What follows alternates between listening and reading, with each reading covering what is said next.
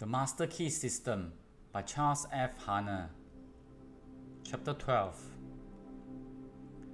Part 12 is enclosed herewith.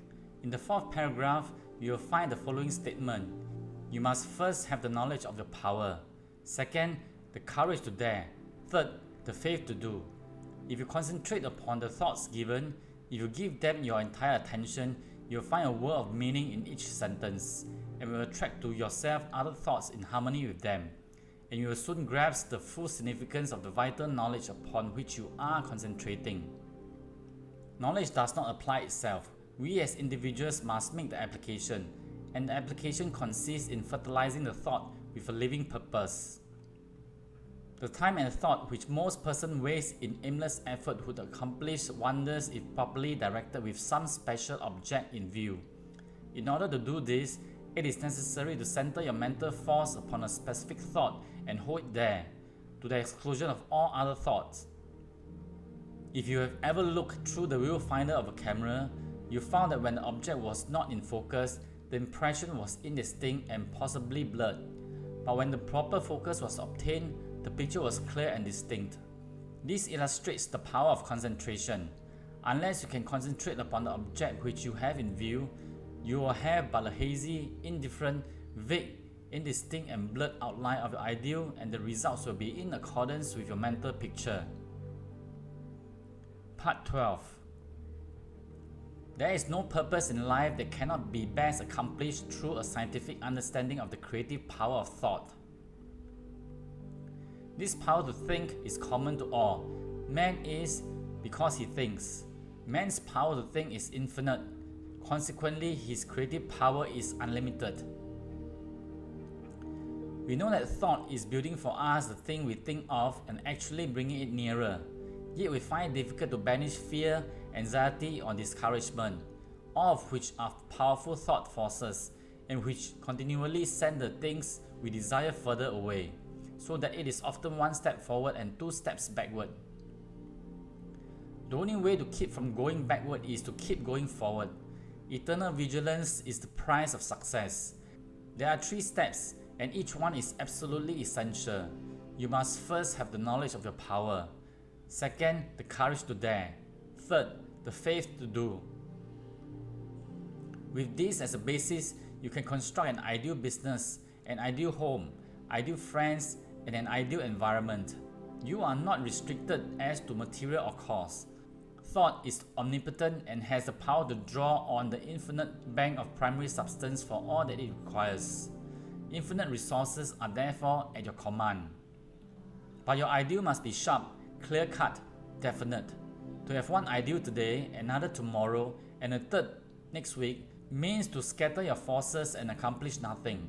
Your result will be a meaningless and chaotic combination of wasteful material.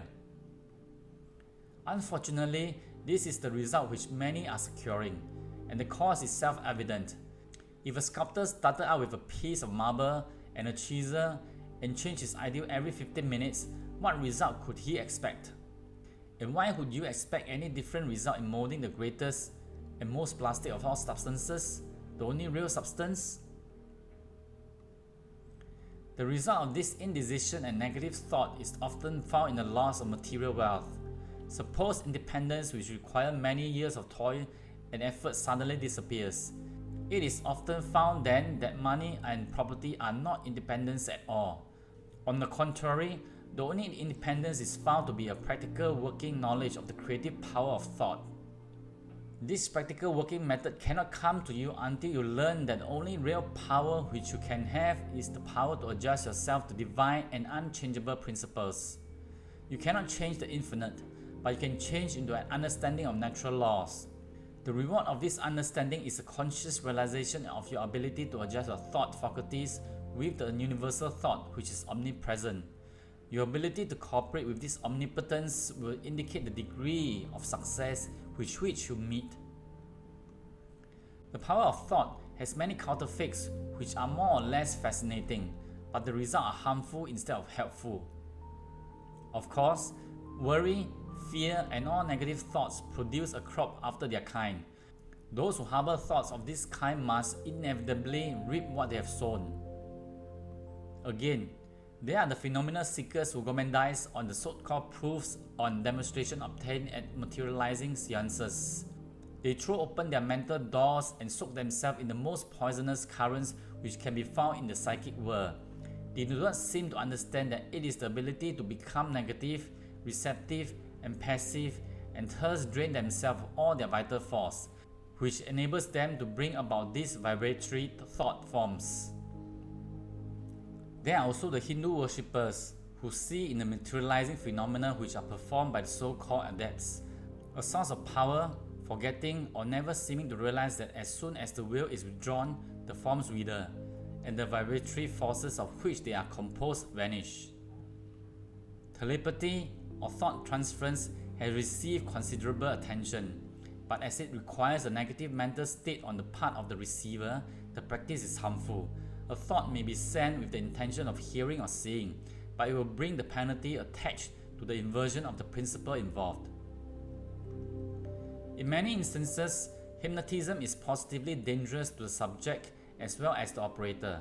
No one familiar with the laws governing in the mental world would think of attempting to dominate the will of another, for by so doing, he will gradually but surely divest himself of his own power.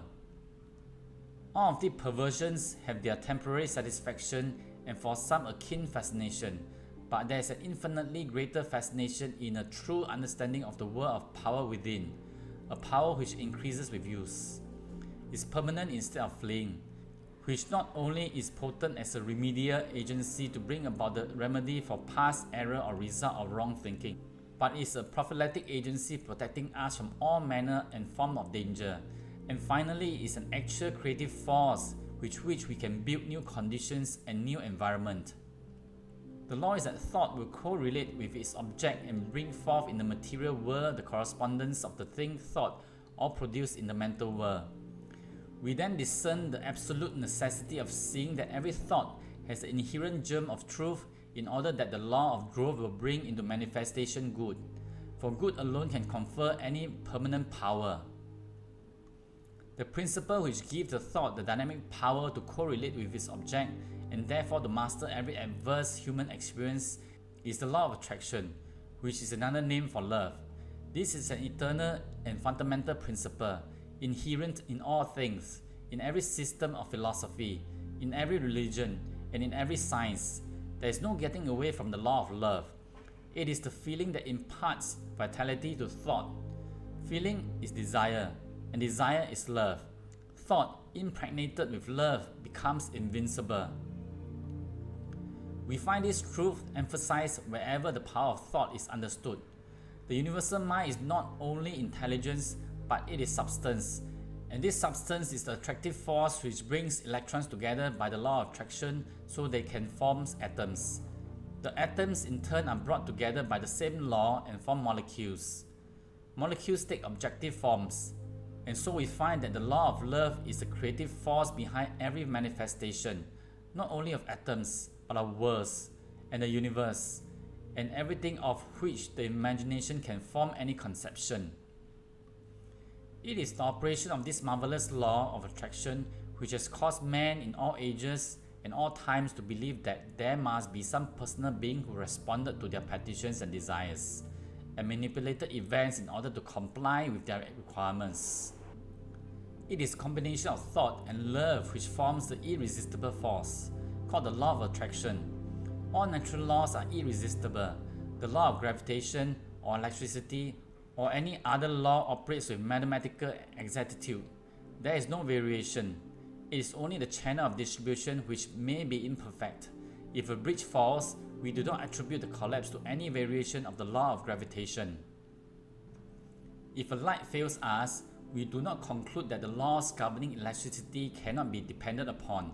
And if the law of attraction seems to be imperfectly demonstrated by an inexperienced or uninformed person, we are not to conclude that the greatest and most infallible law upon which the entire system of creation depends has been suspended. We should rather conclude that a little more understanding of the law is required, for the same reason that a correct solution of a difficult problem in mathematics is not always readily and easily obtained. Things are created in the mental or spiritual world before they appear in the outward act or event. But the simple process governing our thought forces today, we help create the events which will come into our lives in the future, perhaps even tomorrow. Educated desire is the most potent means of bringing into action the law of attraction. Man is so constituted that he must first create the tools or implements by which he gains the power to think. The mind cannot comprehend an entirely new idea until a corresponding vibratory brain cells has been prepared to receive it. This explains why it is so difficult for us to receive or appreciate an entirely new idea. We have no brain cell capable of receiving it. We are therefore incredulous. We do not believe it. If, therefore, you have not been familiar with the omnipotence of the law of attraction and the scientific method by which it can be put into operation, or if you have not been familiar with the unlimited possibilities which it opens to those who are unable to take advantage of the resources it offers, begin now and create the necessary brain cells which will enable you to comprehend the unlimited powers which may be yours by cooperating with natural law. This is done by concentration or attention. The intention governs the attention. Power comes through repose. It is by concentration that deep thoughts, wise speech, and all forces of high potentialities are accomplished.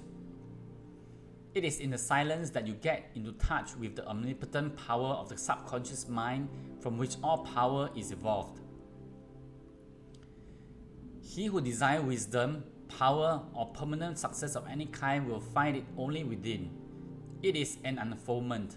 The unthinking may conclude that the silence is very simple and easily attained, but it should be remembered that only in absolute silence may one come into contact with divinity itself, may learn of the unchangeable law and open for himself the channels by which persistence, practice, and concentration lead to perfection. This week, go to the same room, take the same chair, the same position as previously, be sure to relax, let go, both mentally and physically. Always do this. Never try to do any mental work under pressure. See that there are no tense muscles or nerves, that you are entirely comfortable. Now, realize your unity with omnipotence. Get into touch with this power. Come into a deep and vital understanding, appreciation, and realization of the fact that your ability to think is your ability to act upon the universal mind and bring it into manifestation. Realize that it will meet any and every requirement, that you have exactly the same potential ability which any individual ever did have or ever will have, because each is but an expression or manifestation of the one. All are parts of the whole. There is no difference in kind or quality. The only difference is being one of degree.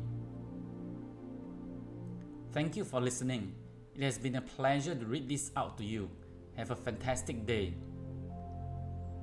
Please like this video, subscribe to our channel, and turn on the bell for future videos. Thank you.